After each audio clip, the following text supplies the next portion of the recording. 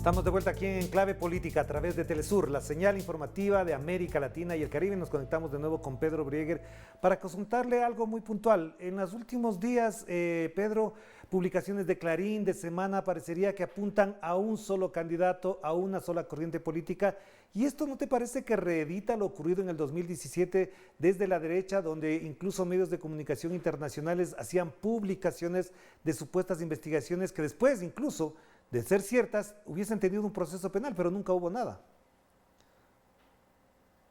Esto no es nuevo, Orlando, lo conocemos, es tan viejo como el periodismo, de descalificar candidaturas que no responden al establishment y lanzar campañas en contra de un candidato o de una candidata. La diferencia tal vez hoy, en estos últimos años, es que estas campañas son globales y tienen la capacidad de penetrar a través de justamente la globalización tecnológica en todos lados.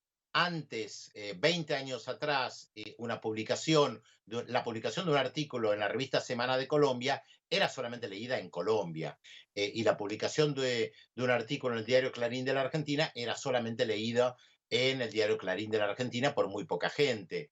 Hoy, gracias a las tecnologías, un artículo en Colombia, en la Argentina o en Puerto Rico circula por las redes sociales de cualquier manera, cualquier persona la puede tomar, difundirla y sabemos que poco importa la verdad. Pero yo creo que estas campañas globales comenzaron hace tiempo. Hubo campañas globales contra Cuba y en los últimos años con los avances tecnológicos, principalmente en contra de Venezuela. Vale la pena recordar que grupos de diarios de América Latina se juntaron para publicar de manera conjunta en toda la región artículos en contra del gobierno de Hugo Chávez, en contra del gobierno de Nicolás Maduro y apoyando a la oposición e incitando incluso a las revueltas en Venezuela en contra del chavismo. Y lo hacían de manera conjunta y lo publicaban de manera conjunta y lo decían.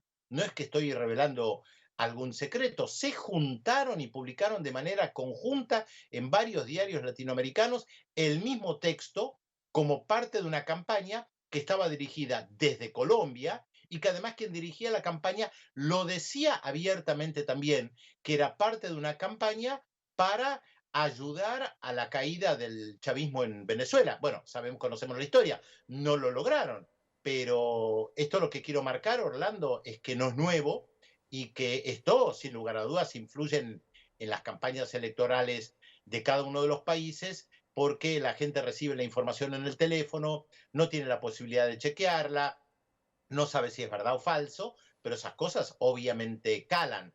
Acusar a Andrés Arauz de tener vínculo con el Ejército de Liberación Nacional, con la guerrilla colombiana, es estigmatizarlo y seguramente a mucha gente le provoca temor saber que el candidato Arauz tiene vínculos con la guerrilla.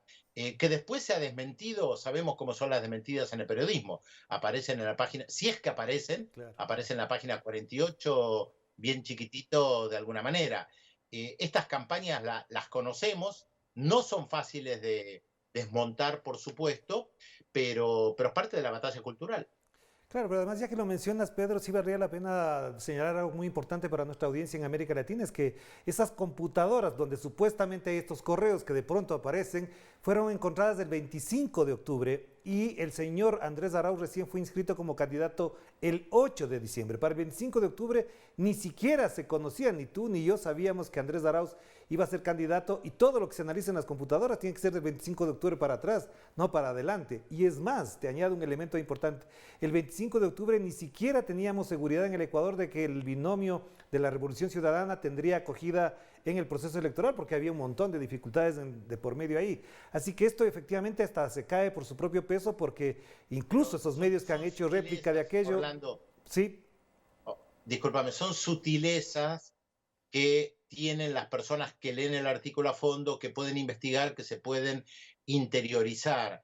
La mayoría de las personas hoy leen los títulos Claro, claro, y el exactamente. título le llega a su celular a través de WhatsApp o a través de alguna de las redes que existen, o lo ve en Twitter o lo ve en Facebook y lo que le queda es el título gigantesco de Andrés Arauz con vínculos con la guerrilla colombiana. Poco importa si eso es cierto o no. Claro, claro. Eso, por eso yo decía, esto no es nuevo, Orlando, quienes hacemos periodismo lo sabemos, la difusión de títulos engañosos, falsos, mentirosos, no es nueva. Y no es fácil combatir eso desde el periodismo serio. Claro. Y ya para avanzar en este tema, ¿cómo miras entonces en el panorama latinoamericano al progresismo? De ganar Andrés Arauz, como las encuestas indican, encabeza la intención de voto, pero habrá que verificar ya en las urnas, también se consolidaría una corriente progresista, digamos, está Argentina, está Bolivia, está Ecuador. Obviamente en esa línea se profundizarían mejor las relaciones de colaboración en los momentos que hacen falta, por ejemplo, para atender la emergencia. Hemos visto la relación intensa que se ha establecido entre Luis Arce y Alberto Fernández. Igualmente Andrés Arauz ha dicho que el primer acuerdo con Argentina es que se llevarán desde Argentina a Ecuador 4 millones de dosis para atender la emergencia. Este tipo de señas, de signos, aplauden, alientan una mejor integración y colaboración en la que podrían también participar gobiernos de tinte neoliberal. Es lo que mencionábamos antes, los gobiernos progresistas pugnan por la integración regional. Podemos tomar como ejemplo la visita del presidente argentino Alberto Fernández a Chile, sabiendo que hay diferencias ideológicas y profundas, mantuvieron una cordial relación, estrecharon vínculos, hablaron de proyectos en común y se está trabajando también para una reunión Alberto Fernández, Jair Bolsonaro. Y ya hubo una reunión Alberto Fernández, Luis Lacalle de Uruguay. Los gobiernos progresistas buscan la integración regional aún con las diferencias. Los gobiernos de derecha no buscan la integración regional, como decía antes, porque miran básicamente a los Estados Unidos. La pandemia es un muy buen ejemplo de lo que significa la integración regional, porque la UNASUR tenía una comisión de salud importante que venía trabajando de manera conjunta y que hubiera permitido negociar en bloque, trabajar en bloque, intercambiar información en bloque para enfrentar la pandemia. Ahora, esto no lo digo solamente yo, lo dijo hace pocos días el ex ministro de Salud brasileño Mandetta, que fue ministro de Salud de Jair Bolsonaro, que dijo claramente en una entrevista al Diario de la Nación de la Argentina que Bolsonaro boicoteó la integración y que el bloque regional hubiera podido trabajar de manera conjunta y negociar de manera conjunta frente a la pandemia. Esto lo dijo un ministro de Salud de Bolsonaro, casi que lo planteó desde lo técnico. Entonces vemos que a las derechas regionales no les importa la integración regional, aun cuando esto podría ser beneficioso para la mayoría de la población para negociar de manera conjunta, por ejemplo, el tema de las vacunas, algo que Europa, la Unión Europea, ha tratado de hacer, aún con todas las dificultades, negociar de manera conjunta. Por eso digo que la derecha latinoamericana tiene en sí misma una paradoja. Se presentan como modernos, dicen que son modernos, dicen que el progresismo es antiguo, que es arcaico, que se ha quedado con viejas ideologías. Ahora, en el momento de la realidad, cuando hay que ver, como se dice a la gente que juega el partido de fútbol en la cancha, que ahí es la hora de la verdad, o sobre el cuadrilátero en el boxeo, resulta que hacen todo lo contrario a lo moderno. Uh -huh. Lo moderno hubiera sido reforzar la integración regional, sin saber, por supuesto, que venía una pandemia, o tal vez pensando que iba a venir una nueva pandemia, como se viene anunciando hace tiempo, y sin embargo no lo hicieron. Entonces, la integración regional, nos guste o no, hoy depende de la corriente progresista, Claro. sabiendo de todas las diferencias que hay.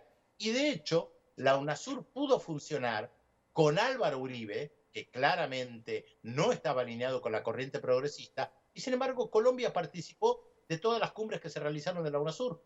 Claro, y Sebastián Piñera también. Y te cuento que, por ejemplo, la Unión Africana ha negociado más de 200 millones de dosis para sus países de modo regional, de modo corporativo, además. Esa es una gran experiencia que se puede tener. Para cerrar, entonces, una pregunta que de fondo sí me gustaría reflexionar contigo, porque es parte de un debate que está instalado en el progresismo. ¿Crees que efectivamente se está evidenciando un recambio generacional en el progresismo latinoamericano después de lo ocurrido con Luis Arce y podría pasar con Andrés Arauz? ¿Esto qué tipo de mensajes, qué tipo de sentidos y significados le da al progresismo? Qué buena pregunta. El recambio generacional no se hace por generación espontánea. Se necesitan liderazgos para eso. Y los liderazgos tampoco aparecen de la noche a la mañana. La verdad no tengo una respuesta respecto de eso, Orlando. Sí es verdad que han aparecido figuras jóvenes en estos últimos tiempos en varios países de la región, algunos de los casos con cargos en varios países, otros casos tal vez sin cargos y más desde la oposición política. Pero los recambios no se hacen de la noche a la mañana. Los liderazgos fuertes en la región han demostrado también que no suelen dar un paso al costado. Es el gran problema de los liderazgos en general, que no afecta solamente a América Latina. Tomemos el caso de Alemania. Angela Merkel se va a retirar después de 16 años como primera ministra o canciller, como dicen ellos, de Alemania. Creo que son 16 años. Y tampoco hay un recambio que ella impulsara, un recambio generacional. Sí va a haber una persona más joven que ella, pero tampoco es tan sencillo formar liderazgos. Por eso digo, no es algo que se hace de la noche a la mañana, y mucho más si se está en el poder.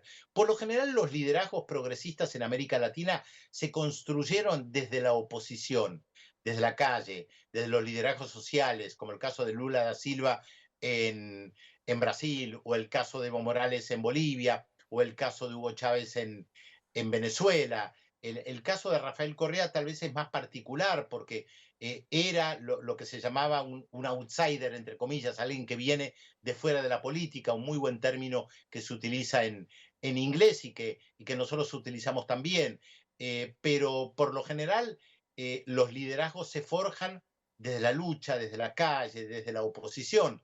Entonces, cuando hay gobiernos progresistas, tienen dificultades justamente para generar nuevos liderazgos, porque quienes acompañan a quienes lideran están también en el gobierno. Y sí, muchas veces el trabajo dentro del Estado, burocrático, gris, no permite destacarte. Por supuesto que es necesario ese trabajo burocrático, gris, dentro del Estado. No lo tomo como estigma ni como algo negativo. Necesitas que alguien ocupe el cargo de la Cancillería o el cargo del Ministerio de Economía o del Ministerio de Bienestar Social, pero es una tarea gris, burocrática, dura, ejercicio del poder que por lo general no beneficia a quienes tienen esos cargos. O sea, hay una trampa ahí que la verdad no sé cómo se sale, Orlando. Claro que sí, Pedro. Muchas gracias por atender esta invitación. Muy importante lo que acabas de mencionar y por supuesto es un tema abierto que ojalá lo podamos seguir conversando. Te mando un abrazo. Cuídate mucho. Un abrazo también para ustedes. Un gusto conversar contigo como siempre. Gracias a Pedro Vieger, que siempre será un gusto, una agradable conversación para entender lo que pasa en América Latina en esta perspectiva a propósito de lo que se viene ya. 7 de febrero en Ecuador, elecciones presidenciales. Y no se olvide que Telesur estará al tanto y además con una programación especial y un sentido de responsabilidad periodística para afrontar este reto de orden profesional, pero también de orden histórico y político. Aquí estaremos para atender la necesidad de informar a tiempo y en el justo lugar. Nos despedimos. Cuídense mucho. Que estén bien. Chao, chao.